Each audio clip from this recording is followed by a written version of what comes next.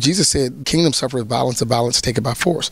There are some things that if there is no resistance, you're probably not moving in the right direction. Paul said in 1 Corinthians 16:9, a great and effective door opened unto me, but there are many enemies.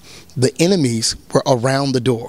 So the enemies were not a representation of defeat. They were a representation of directionality. The enemies never stopped him from walking through the door. In the current context for us, we have to understand very clearly that we're not the only ones who get information about what way to go.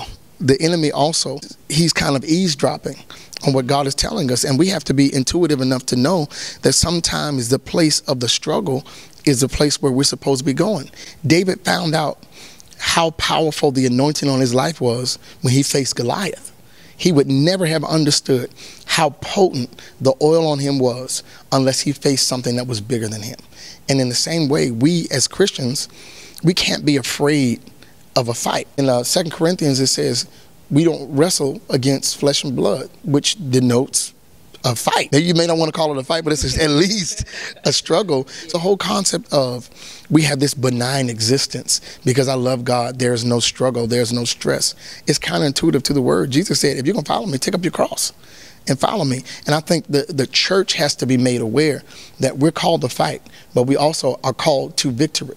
Because he gives us the victory. We just have to enter the fray. Christians, we have to recognize that no matter what the enemy looks like, it's a guaranteed victory. We just have to actually participate. Faith without works is dead.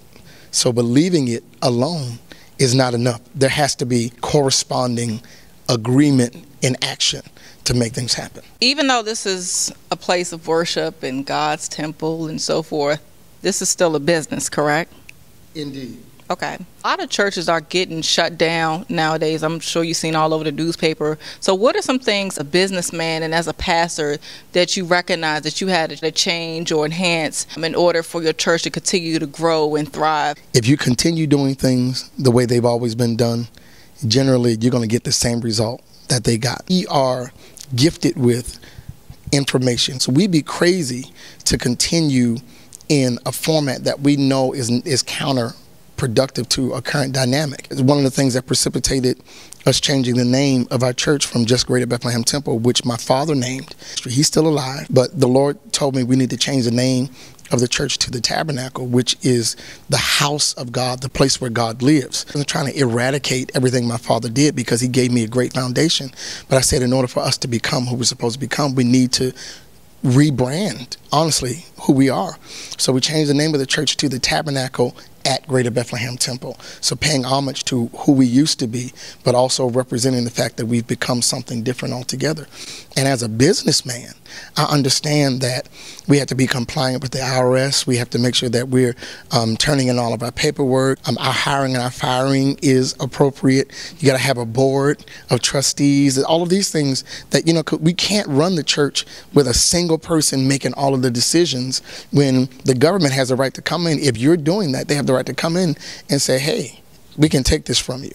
And it's too easy now. I know what it's like to be audited, personally and as a business. I never, ever want to deal with those kind of dynamics again.